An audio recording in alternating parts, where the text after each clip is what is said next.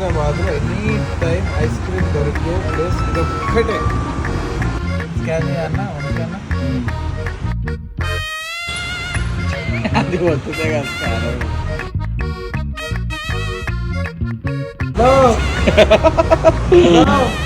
ఇక్కడ స్కాన్ చేస్తే any time ice cream దొరుకుతుంది మనకి.